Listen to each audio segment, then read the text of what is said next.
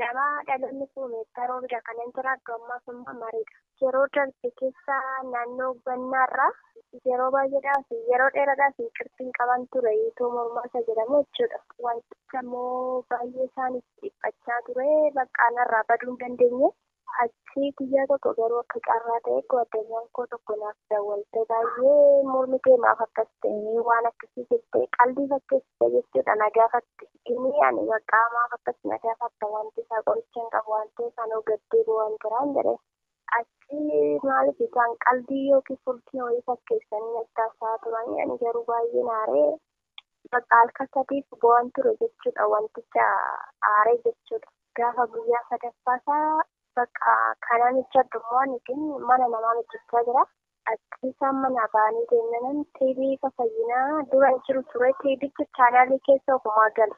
Achi tiivicha ilaalaa akka carraa ta'e ergamaa keetiin itoo kamiyyuu yaa ta'u wanti sinirra jiru tokko itoo kulaalitiin maalaa ta'u amma ganna lakkisi jedhaa iddoo jirtanitti qabaatu jedha.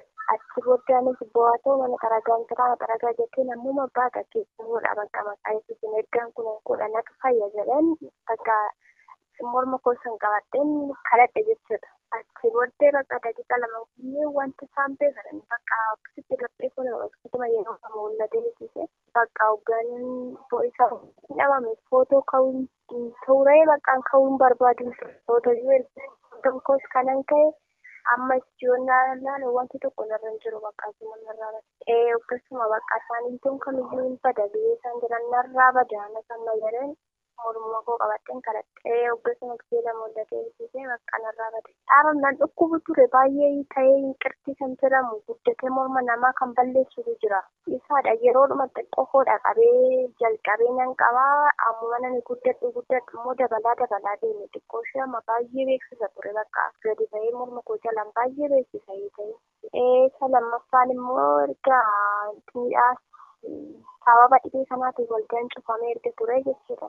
Intinii asmiin immoo erga na jalqabee naannoo waggaa torbaffaa keessan jira bakka baay'ee na rakkisa ture. Innis immoo sababni isaa bakka yeroo qorra natti faana uffatu dura ganna amma immoo bakka erga waldaan cufamee baay'ee natti baasee dubbachuu hin danda'u jechuudha. Shittoo waan adda addaa shittaayyuu natti bahina ukkaamsa. Achi isas immoo akka carraa ta'e baay'ee nutti miidhagdaa.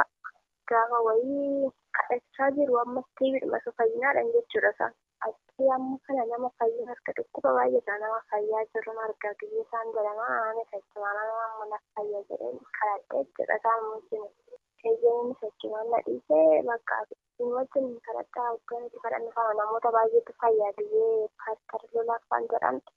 Anis amma fayya jedheen hojii dhiisan deebi'ee kadhee innis maqaasimaan na dhiisee amma ammaatti fayyaa godhaan.